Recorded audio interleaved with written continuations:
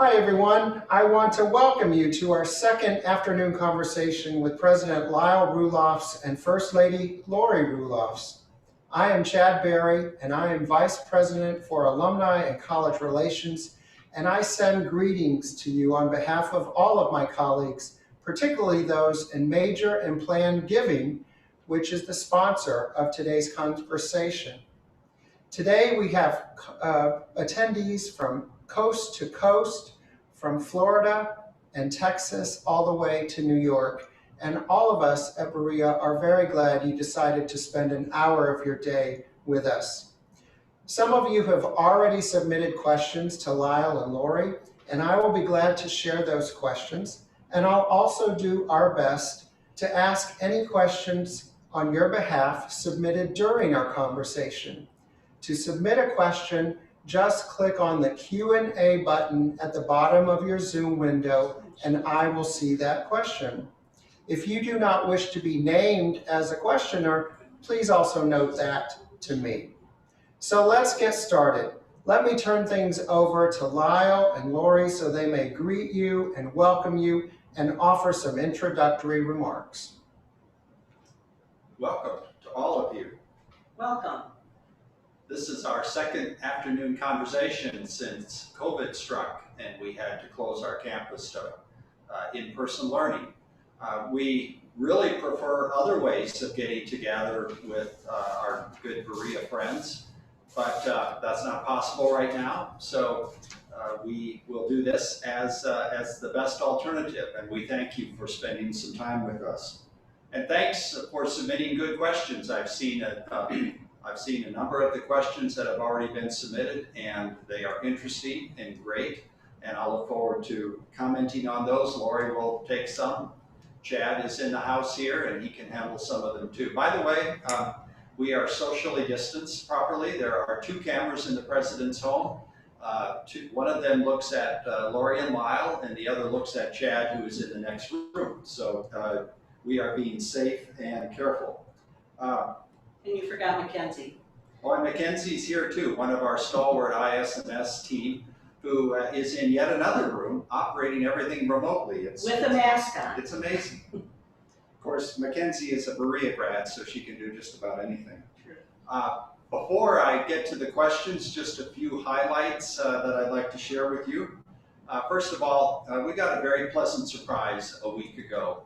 The U.S. News and World Report rankings come out this time each year for parents and students to use as they visit colleges and think about where they want to enroll in fall of 21. And we were shocked to see that our rating, our national ranking, had jumped from 46 to 33.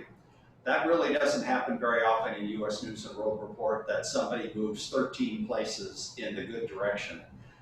And even 46 last year was quite a surprise, because typically we are in the 60s. The U.S. News and World Report rankings primarily measure how much money a school spends on a per student basis. And the only way that I can explain our good fortune in the rankings lately is that I think more people know about Berea, and the reputational piece of the survey is coming out well for us. But for those of you who are Berea alums, your Berea degree just got a little better as a result of that, and we'll try to keep it there. Another ranking that we actually pay more attention to is something that comes out in the Washington Monthly annually. That ranking is interesting because besides quality, it also measures social mobility, the way the schools contribute to changing the socioeconomic status of the students who come. We always do well, and we continue to be in the top 5 in that ranking, so we're glad about that. Most of you are sophisticated folks when it comes to finances and money, and you care that we are sophisticated about such things too. I want to report that despite the chaos of COVID, we have been on an even keel financially. Some schools really backed off from fundraising, but that's really our lifeblood here. So we continued our work all through the crisis and actually managed to make our Berea Fund goal $4.8 million. And we only exceeded it by about 0.5%. So If you gave to the Berea Fund, you probably should know that your gift made it possible for us to make our goal. Of course, in this kind of a circumstance, expenditures and revenues change a lot, but we've been able to keep the extra revenues pretty much in line with the extra costs. And we finished our year slightly to the good financially, and so far so good this year. I must say that the various forms of support that have come out with stimulus funding and what some foundations have allowed us to do have made a big difference for us, and not all schools have that benefit. And if you're paying attention, we had one other bit of good news this past week. You may be aware of the long excise tax saga that began in December of 2017, where Congress in its new tax act began to subject excise taxes on endowment earnings for schools with billion-dollar-plus endowments.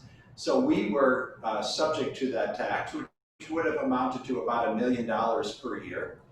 Through the good work of Senator Mitch McConnell, we were exempted from the tax when he inserted a clause that exempted institutions that have fewer than 500 tuition-paying students.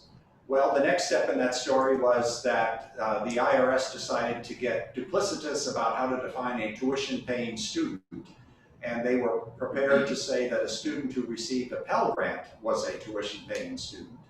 So another round of warfare occurred, and finally it was settled with the regulations issued by the U.S. Department of Treasury in the past month that properly defines tuition-paying students to mean what we know it means, nothing to do with Pell Grants. So we are not subject to the excise tax, but it does continue to be a problem for the 30-some other institutions that are subject to it. Projects that are ongoing, in addition to working our way through the pandemic, we have to do some other things around here. We are working hard on diversity and inclusion right now, and that's of course gotten front and center because of the Black Lives Matter movement and the very sad things that have happened in our country and the turmoil that's resulted. And part of it is, of course, due to the political situation right now. So we're working very hard to really understand if we're doing all we can and should in that area. We have 160 years of experience, but we know that we can do even better. We are continuing to plan our future building projects. The next step for us is replacing the Hall Science building, which has been standing empty, and will serve our computer science program and our IS&S, our IT department going forward, and future projects. We're also continuing some construction on campus, so we're making sure that that's going well. And then I think we're continuing to do a pretty remarkable job on our educational mission. The number of students who graduated in May of 2020 and the number who expect to graduate in December of 2020 is right where it should be.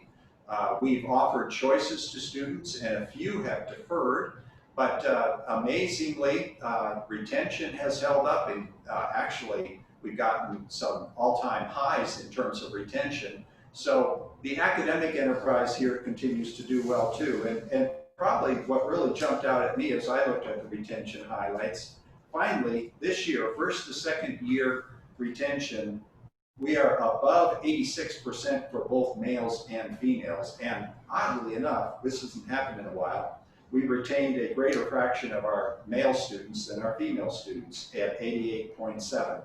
How this will all turn out after we're through COVID is not so clear, but it's good to be able to know that we're continuing with our fundamental mission of offering a very high quality education and assisting students to be successful at it. So I'm eager to answer more of your questions, and I'm very thankful for your faithful support that enable us to do all these things. But let's get on with it. I'll turn it over to Chad to start passing along the questions. Thank you, Lyle. So there are a number of questions that have to do with how the colleges responding to the coronavirus pandemic. The first one is from Don Hirschman, who asks, with the results of other colleges showing many cases of COVID-19, what is Berea doing to keep our students safe? Well, that's a great question, Don, and we do hear those horror stories. Lexington has an awful lot of cases, and nearly half of them every day are UK students. So we know the challenges even locally here. What we've tried to do is establish a bubble. We set it up. First of all, students, in order to come back, had to agree to some policies that most people would regard as draconian, at least in 2020, for college students. Mask wearing, social distancing, no partying, no mobility. No student has access to their automobile. And of course, it's a long-standing tradition that students bring cars to Berea and then hide them in the neighborhoods. We've suspended 5 students already for doing that. They knew that it was a one strike and you're out on hiding cars. A student who needs to go away from campus for some reason has to request permission. If it's appropriate, we let them do it, but then when they come back, they have to quarantine for 2 weeks. So being really strict with all of these things, lots of testing. Every student had to provide a negative test result before they came, and then we repeated those tests the first weekend the students were here. Only found one positive in that round, and that was a student who was actually living in town, but working on campus and taking classes on campus. And then just maintaining all the time the encouragement to stay with these tough requirements has worked for us. So we've had only 3 positive student cases since the start of the pandemic. One this summer, an international student who was staying for the summer. Then the one who we picked up in that first round of testing. And then we've had one more. We believe that all of these cases were not transmitted on campus. They were picked up somewhere else. And fortunately, we were able to keep them from turning into an outbreak. But that's what we've done, and we have a lot of advantages, and that we have great students willing to be responsible, resilient. They know that if we can't make this work, they've got to go home, and many of them then would be going home to places that are not as safe, actually, as Berea in terms of COVID, but are also not as good a place to learn either. So they're on our side. They chafe a little bit. I'm getting blamed for being the bad guy who enforces all these rules, but on the other hand, I walk around and they're perfectly friendly to me. I think they're grateful. And he fuss at them about parties. Well, and he reminds them at the weekends, no parties. Now we know that's not always happening. I want to say, if you go to a party, only be with Berea students, but I can't do that because then it's like I'm condoning parties, so I won't do that. But yeah. So that's mostly what we're doing, Don, and of course we pray and knock on wood and any superstitious thing that'll help us. I think we got a horseshoe from one of the shoes on the college for us. We'll get that hung up over the door, whatever it takes. Lyle and Laurie, our second question is, how are the students adapting to COVID-19 and the changes required for virtual learning? I'll say something about the learning, and then maybe Laurie can say something about how they're living.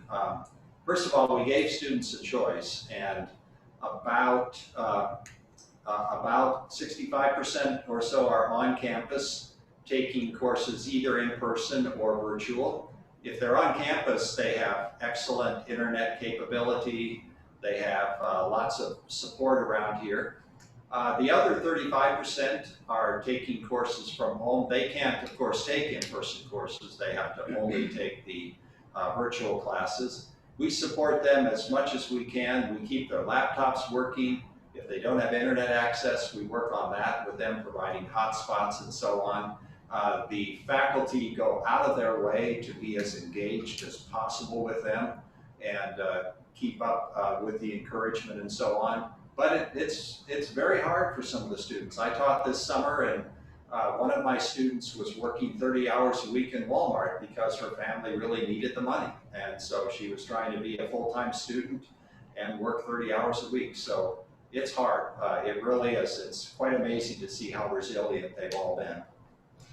Yeah, and they are really working on it. In the beginning, it was hard, and we had to remind them a lot. Every time I was out, I was saying, "Put your mask up," and just trying to help them get in the groove of doing that. And they're really starting to do it. In fact, I was talking to someone today, and she said to me, she's not on campus, she's not associated with it. She said, "I can't believe how good your students are. Every time I drive around town, they all have masks on.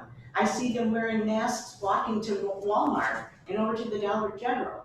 So they are making an impression on the townspeople too. And at first I thought, oh, they must just all be so depressed. But I walk around campus and I hear them talking and laughing and having a good time together, and that really does my heart good. And next question is, this is a good one. What is the most unusual surprise or challenge you have faced during the pandemic? Oh. Well, first on that. I just kind of answered it, and that is that the students have. When I think about it, I've just been amazed by that, because I've talked to people with kids on other campuses, and they say the students don't, obey the rules. Now I know our kids aren't doing it all the time everywhere, but I think that has really been amazing to me. And when I do go and talk to them about keeping their mask up or something, they right away say, "Yes, ma'am." And one student, after Lyle said something about no partying, he put on Facebook, and we were told about this because we're not Facebook friends with him, "Don't do this. Don't party. You're going to ruin it for the rest of us." So I thought, all right, now they're kind of policing each other too. And I hate to sound that way, but that's the only way we're going to make it. And that, now we're saying we put them in a bubble, but it's kind of funny because people for the past years have always talked about the Berea bubble. Well, this year it really is a Berea bubble. That was surprising to me too, but one other surprise, we had worked very hard this summer trying to decide how to operate best in the fall, and we had pretty much determined that it would be difficult to operate safely with more than 700 or 800 students here. Yet, based on how the students had reported their experiences in the spring, we knew that some students were really, really not doing very well trying to learn from home. So at the end of the day, the administrative committee decided we just really need to give the students a choice. And the amazing thing that happened was when we gave the students a choice, we had 800 students here. So it was the number that we thought we could deal with. It was one of those amazing, happy coincidences. If it had been 1,200, we still would have tried our best and figured it out, but we would have had less of an opportunity to prevent outbreaks than we do now. So one of those perfect do the right thing, and it works out. And I know I've been praying every day for this campus, and I thank those of you who have been too, because I really think that was an answer to prayer. Our next question is from Anna White, and Anna asks, how do you maintain your culture of a closely knit community during these times? Well, I think that's a great question, Anna, and I hope you and your family are doing well too. California looks pretty scary to us here, where we're not living through droughts and wildfires and so on. Part of our community goes on regardless of something like COVID. There's a sense among staff, faculty, and upper class students about how we all feel about each other in the place. And even if you are having to sit 6 feet away and talk through a mask, the fundamental aspects of what it means to be part of the Berea community, to be a Berean, I guess is what we say, that part doesn't change.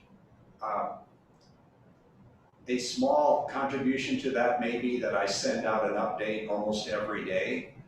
There are about nearly 600 students who are off campus, not on campus at all. About half the faculty and staff are not coming on campus. So that update, which usually has a picture of something on campus, a little bit about what's going on here and so on, is a way of keeping the people who can't actually be personally engaged with us.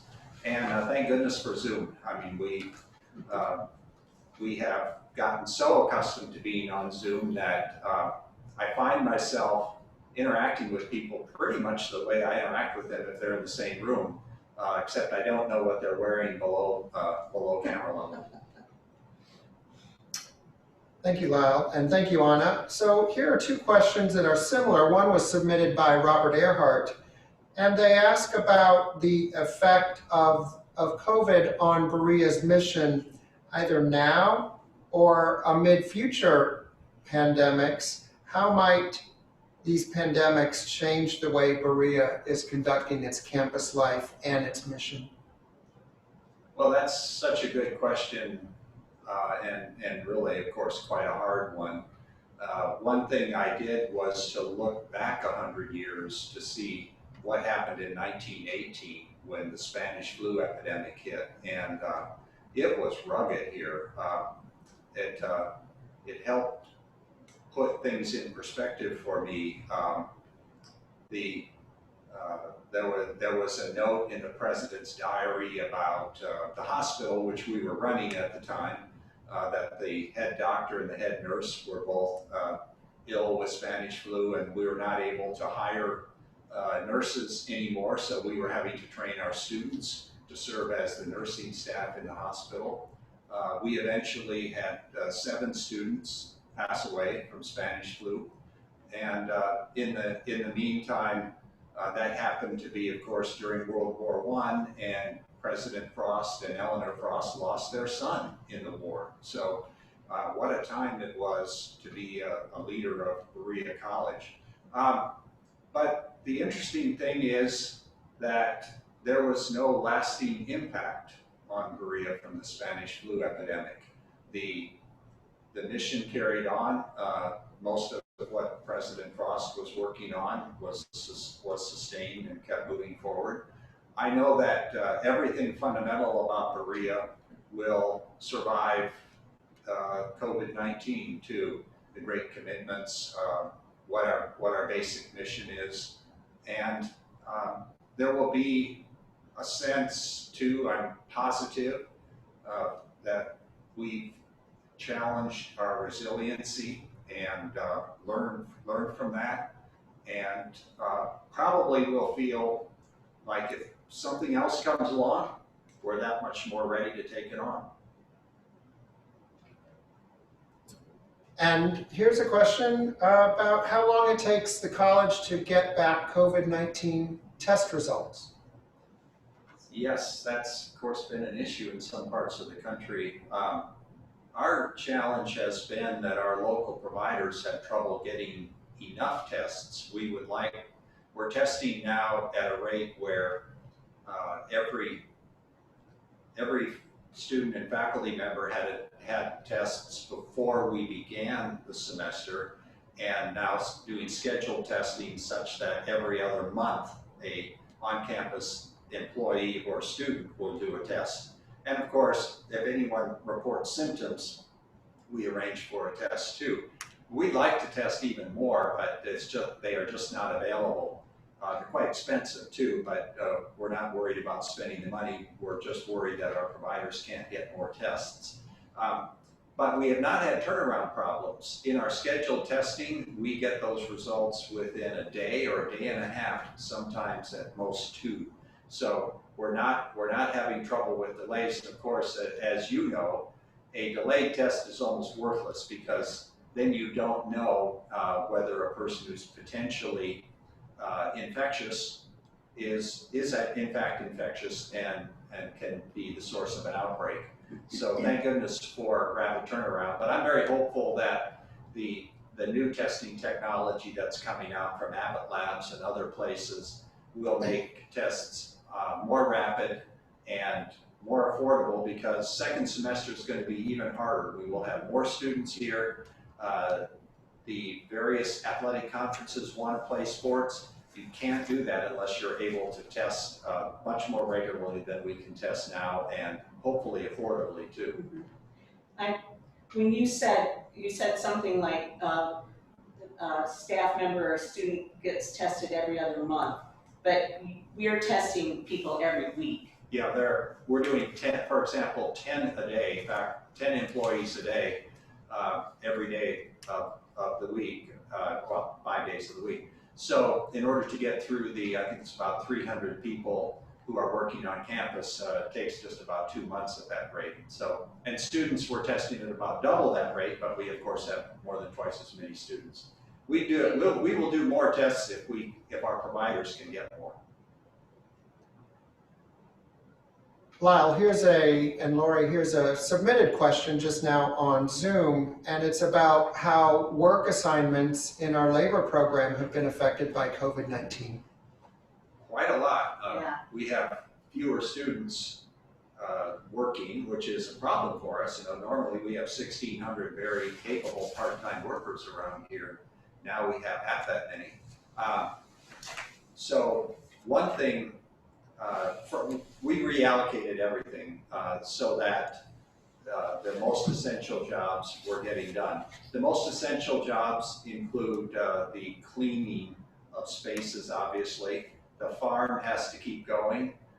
The instructional program has to keep going, so TAs are continuing to work, and they can actually work remotely. Yeah. So a student who is a distance learner can actually be a TA that way too for a distance learning class.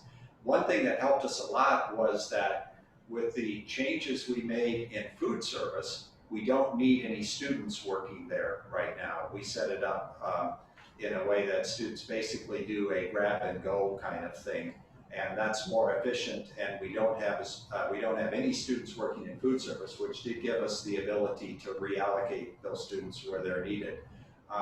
Laurie, what else do you know about student labor? Well, facilities, but you mentioned that with cleaning, but I know I don't know how often you've been here, if you've ever seen all the beautiful flowers on the square around Moon Tavern. The woman who does that, her name is Rose, she also likes to take care of the president's yard, and she always had a bunch of students helping her wherever she was working on campus. And right now she's very short-handed, so we've taken on a lot of what goes on in the yard here. Though these beautiful flowers are thanks to Rose. She grew them in our yard, and I just picked them yesterday. So, but we go out and try to help her, since she's short-handed right now. One thing coming up, we will be trying our best to take care of the students who have to stay over winter break. We have a longer winter break coming up, and so for that to work out, those students will be working throughout winter break too. If we have 100 to 150 students, they will have to work enough so that they can cover the costs of staying in the residence halls and room and board and so on. So we are having to adjust how we work our way through winter break too, especially around student labor. And Lyle, that's a good segue to this next question. Can you talk about how the international students are being looked after during this period? Yes, imagine being an international student with all of the travel uncertainties they're dealing with, and knowing that things might not be going well at home. So we had about 105, I think it was, international students that stayed with us over the summer. That worked out pretty well, as I noted earlier. One of them did test positive for COVID and had to go through an isolation period, but that all worked fairly well. We had admitted, as we usually do, 30 more F1 international students. None of them could get visas to come for this fall. All the U.S. consulates were closed to visa applications. Fortunately, most of the U.S. consulates have reopened, and our students are going through the visa process, and we're expecting those 30 students now to join us in January. They'll actually come early. We want them to come early enough to do a 2-week quarantine. They will be arriving on a campus that has relatively few students, so we should be able to manage that. But we're looking forward to getting our usual component of international students. They're still our best students, 100% retention.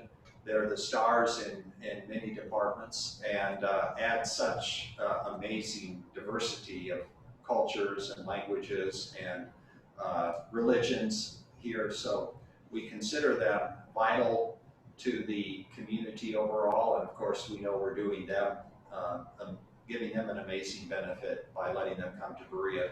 The fact that we lost them for the fall means that some of them will actually graduate mid-year, 4 years from now.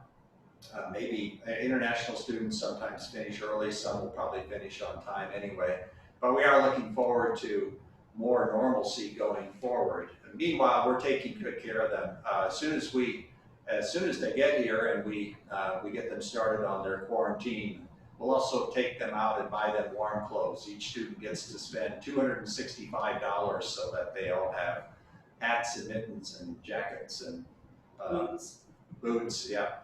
So we'll continue to take good care of them, and we're looking forward to that. That's such a great Berea thing that we do to support our students, I think. Here's a question about clinical experiences for students, particularly nursing students, and how they're managing to do their clinicals during this time. Well, thank you for submitting that question early, which gave me a chance to get the details from Monica Kennison.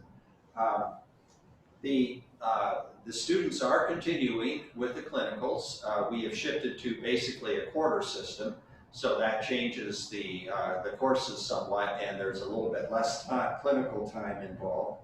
One of the bigger challenges is transportation. If you're trying to socially distance, that means only one person in a car, 2 people in a 12-person van, and then we have a few buses that we can use too. But we have been able to get our students where they need to go following those travel restrictions. The hospitals are mostly providing any PPE that the students need, and the clinicals do not include working with COVID patients. The hospitals are strict about that, so our students are not exposed to any COVID patients. And then we're also trying to be careful in the rest of the nursing program. They do a lot of hands-on work in our simulation lab. That has to be done differently now that all surfaces have to be cleaned between students touching them. But it's all working very well, and really no surprise, our nursing faculty is so good at the details.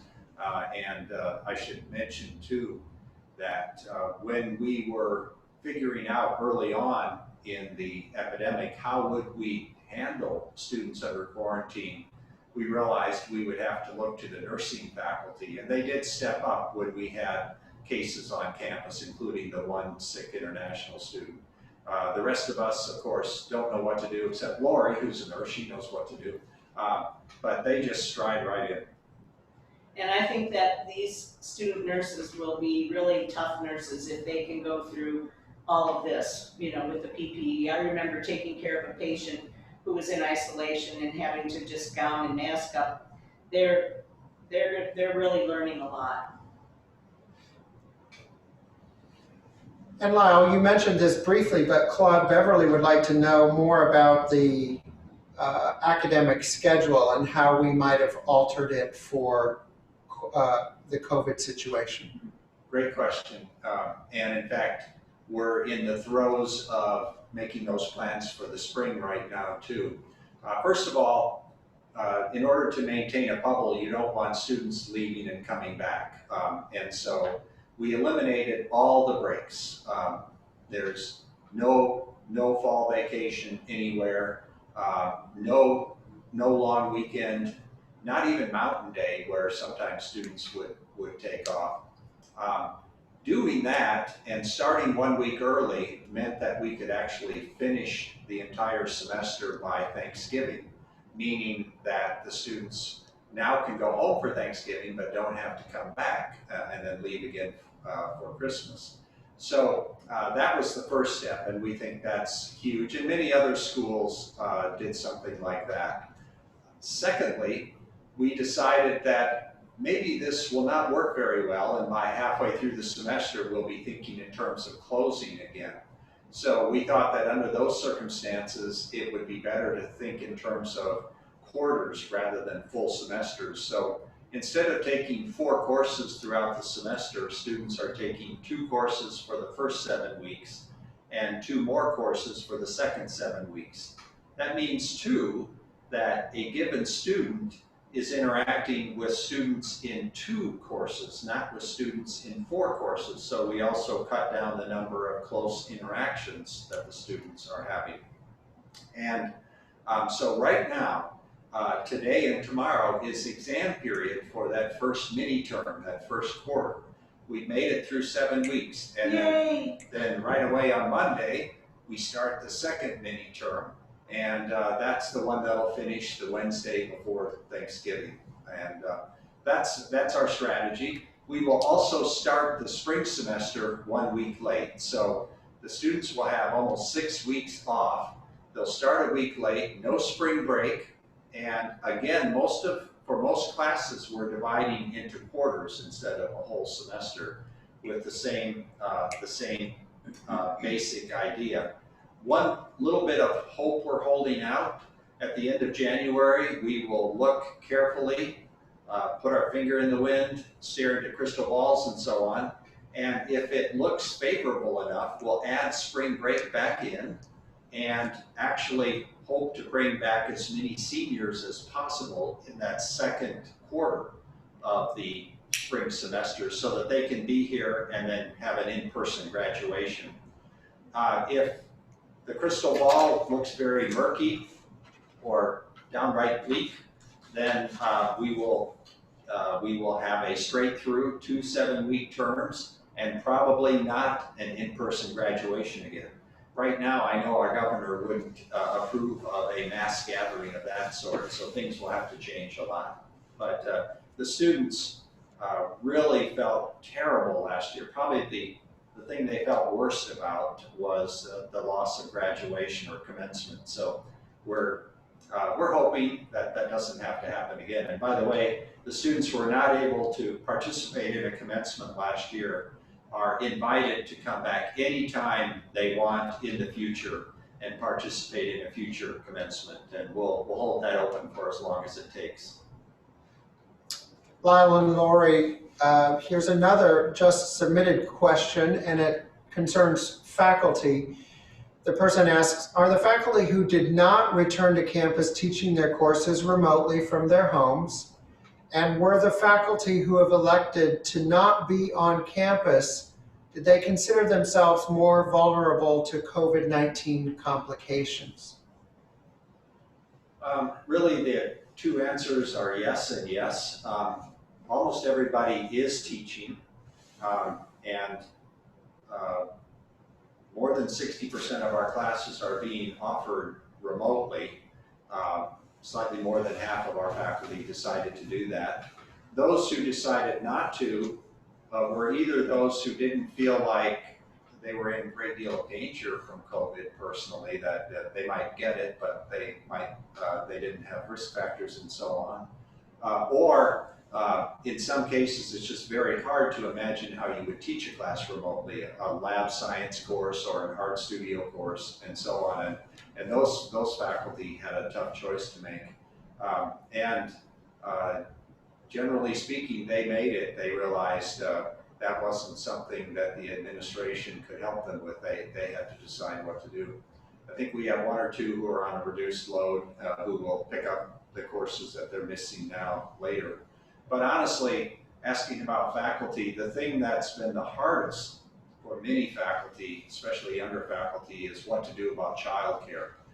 Those who are teaching from home but also have small children running around, that is a completely different challenge. And the sad thing about it is there's almost nothing anyone can do about it. The schools can't safely take the students back. Daycares are operating at reduced capacity. Parents don't want to take chances with their children. It's just, let's see if we can get through this and do as well as we can for not only our students, but for our own children too. And I think if I had to identify where are the faculty feeling the most stress, it's probably in that area. What do you think, Laurie? Yeah, I think that's probably right. Our child development lab is open. That was worked on very stringently over the summer by the administration and the leaders of the child development lab. But someone was talking to me the other day saying how thankful she is that she can bring her daughter there and how safe they feel with it. So that's been really good. But there are still a lot of kids, but they did start in-person classes this past week, so some kids are back in school. Some of the grade school kids are now. Usually just a couple days a week, Yeah. at least at first. So it's hard. The faculty have you've just really done a lot. Most of them had to learn a completely different style of teaching too. We gave them 3 days when we closed the campus, and so the rest of the spring was quite challenging in terms of making their classes work. Then most of them worked very hard over the summer to get better at remote teaching and learning, and they report that they are better at it. But that was an awful lot of work for many of them too. Yeah. And here, Lyle and Laurie, is another submitted question. The person asks, besides the replacement of the Hall Science Building that you mentioned, what are the fundraising priorities currently, and have those changed or altered because of COVID? They really have not changed very much because of COVID. We of course wondered what would happen with our donors, particularly because we have such a large Berea Fund goal every year. Shocking, really, compared to many other schools, how much money we need to raise on an annual basis. And we were very surprised that the first month, the response of donors seemed to be actually to give more rather than to give less. And so to meet our goal this year was just an amazing surprise. We are working very hard on the kind of fundraising that will make us better able to achieve our 5th grade commitment, the commitment around interracial education. We've been reminded by events nationally, but by the way the response occurs more locally here in Kentucky too, that there's a lot of work to do around the experience of being a person of color in our society. And so we've been doing a lot of fundraising for causes that will make a difference in that effort. Then you mentioned the upcoming hall replacement project. That will be something that we need to raise a good bit of money for. We're hoping that we can get underway with that project the summer of '22. That would be wonderful. But those are the main things. Every year there's the Berea Fund. There are the special projects, and then of course there's the amazing Berea Endowment, which is now 100 years into the commitment that bequests that come to Berea go into the endowment as a tuition replacement fund. So one of the fun projects that development has going this year is to celebrate the 100th anniversary of that commitment by saying, let's get another 100 people to put us in their will. Our favorite saying here at Berea is, where there's a will, we want to be in it. And now we need to be in 100 more wills for this year. Chad, what other projects do you and your team have going? I think our team is working very hard to, in lieu of the fact that our fundraiser representatives can't get out and meet donors face to face, they're working very hard to have meaningful conversations with them, either over the phone or through email correspondence or through virtual situations like this. And so we're trying to check in with everyone and make sure that they're doing well during this challenging time. And people are still continuing to remember Berea in their philanthropy, and for that we are very grateful. Lyle, you mentioned this a little bit, but here's a question from Warren Rosen, and it asks about the polarized views in this country around race and politics and how the college is working to support everyone. That's such a good question, Warren. We really struggled in the aftermath of the 2016 election. You know that the culture we operate in here and where a large number of our students come from is deep red territory. There are many students here who come from families that are ardent Trump supporters. And then there are many students here, students of color, students who have alternative sexualities, F1 internationals, DACA students, many students here who regarded the election of Trump as something that was a personal danger to them. And so we struggled here on campus to heal divisions that were created by the external event of Trump populism and the support it received throughout rural areas of the country. So coming into 2020, we were anticipating another really, really difficult experience. And in some ways, I think COVID has taken the edge off that for how we in the community are experiencing the political situation. I know that I personally am actually more anxious about the political situation in the country than I am about getting through COVID. COVID's a challenge, but the scientists tell us what we need to do in order to manage as well as we possibly can. And it's a tragedy that we've lost 206,000 Americans and have had 7 million cases in the country. But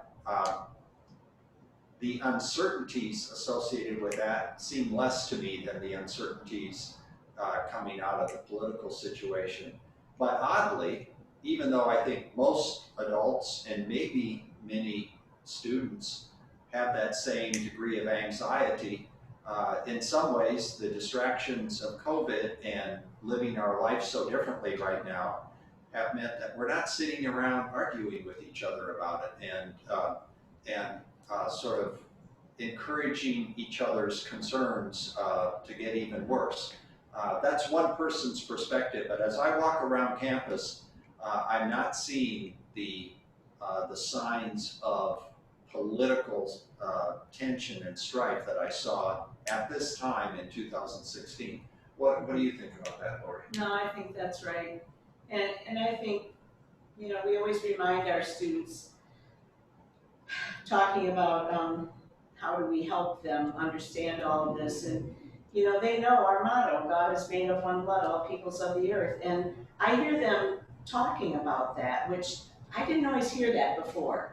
I think sometimes they're just kind of helping each other to realize things too, so. Yeah. I think someone asked earlier about how faculty and staff are feeling. I think part of the anxiety for faculty and staff comes from that aspect of our society right now. What do you think about that, Chad? Well, I actually think that Laurie hit the nail on the head when you bring all peoples of the earth to a little campus in central Kentucky. Differences are going to be natural, and the great challenge of the college, but also the greatest reward of the college, is to facilitate learning across difference. And as you both have said, I think that has continued in 2019 and 2020, and you can imagine, I think, the connection that we would have if we would think about learning across difference in 1858 or in 1868 or 1878, when Berea intentionally welcomed Black and white students living and learning here together. So in some ways, I think we're continuous. This would be our last question, Lyle and Laurie, and that is, how much money does Berea receive each year from government sources? That would be direct and indirect funding, such as student loans or any other of the sort. Well, it's a lot of money, actually. You know that 98% of students are Pell eligible, and many of them are eligible for the whole possible Pell Grant, which is during the academic year about $5,500. So right from the start, $5,500, $5,000 per student. And together with that, all the students from Kentucky are similarly eligible for a program like that. And so we generally operate on a steady revenue stream from the federal government that covers about 15% of our operating budget. And that amounts to something like $15 million. That includes a rather healthy amount of support that comes comes through the Work Colleges Consortium. We were the lead institution in proposing to the federal government that there should be extra support for institutions like Berea that have every student work. And there are now 8 members of the Work Colleges Consortium. And we share about $10 million a year between those 8 institutions based on the size of our student body. And then finally, for all of our work to make a difference in Appalachia, that's our 8th grade commitment to support Appalachia even beyond educating its young men and young women. Nearly all of the support that enables us to take that work on is coming from different programs in the Department of Education as well. And that amounts to, right now, between $35 and $40 million a year that enables us to have impact on almost all the counties in eastern Kentucky. Then I'll just say that the CARES Act, which you heard about as an early part of the stimulus provided by the federal government, we received $3.7 million in CARES Act stimulus funding. Half of that was earmarked to go directly to students. So we sent out that money to our students in 3 tranches. The last tranche is coming to them just before Thanksgiving. Most students are going to get a final amount of about $250, but many students receive a very healthy amount, more than $1,000 in some cases. And the other half of that $3.7 million was for the institution, and that helped us with a lot of our extra expenses too. So we have a good relationship with the federal government and need to work on that all the time too. And I think that's because of the nature of Berea that we attract that kind of generous support. We're doing the kinds of things that any government should want to support, and they do, thankfully. Well, I know that our time has gone by rather quickly, but I want to make sure that should you have additional questions, that you please let us know, either write to me or to your liaison in major and planned giving, and we will be glad to connect you with Lyle and Laurie for a more personal conversation. Just let us know. I also want to mention 2 additional virtual events that are coming up.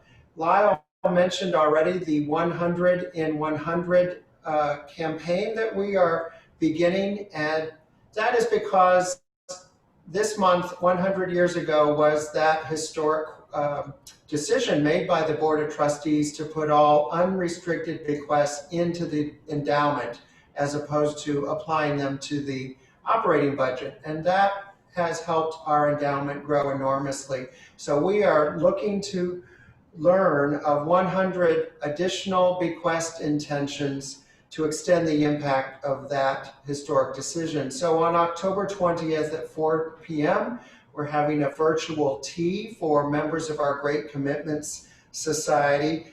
And that society honors alumni and friends who have made planned gifts with the college or have included Berea in their estate plans. And if you're a member of the Great Commitment Society, you'll soon get your invitation. And if you're not, I would ask that you consider putting Berea in your estate plans. And the second one is a virtual holiday party with Lyle and Laurie on December 1st. And Laurie, did you want to say anything more about that? Well, I would just like to say we hope you can join us then. We're sorry that you can't join us in person this year, but we'll drink a cup of tea in your honor, or maybe something a little stronger when we're talking to you, and hopefully we'll have some of our decorations up by then. So please join us.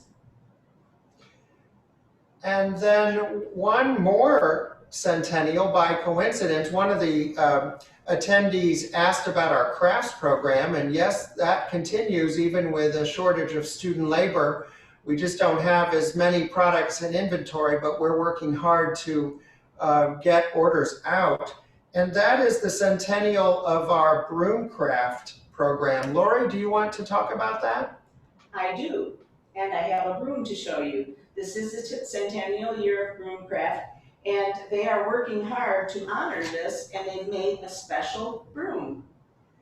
And this is a very unique broom. They aren't going to make this again. They are going to be making 100 of them, and you can order one if you want on the website, and let's see, it's bcstudentcraft.com, or you will be getting your craft catalog, and you can look for it in there. But they are really beautiful and unique. Thank you, Laurie. And finally, I want to send it back to Laurie because she has a special way to provide you with a send-off in the form of a video that she developed. Oh, okay. Yes, well, and someone had asked before too, are we still doing things with students? We are trying to get out there.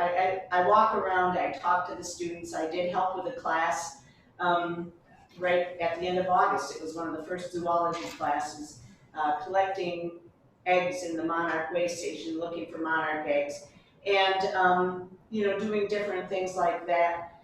And I knew that our trustees and our donors didn't know what the campus looked like, what our students were doing, and what they looked like. So I started taking pictures. I'm not a great photographer, but I did have someone put them together into a little slideshow, and so we'd like to show that to you.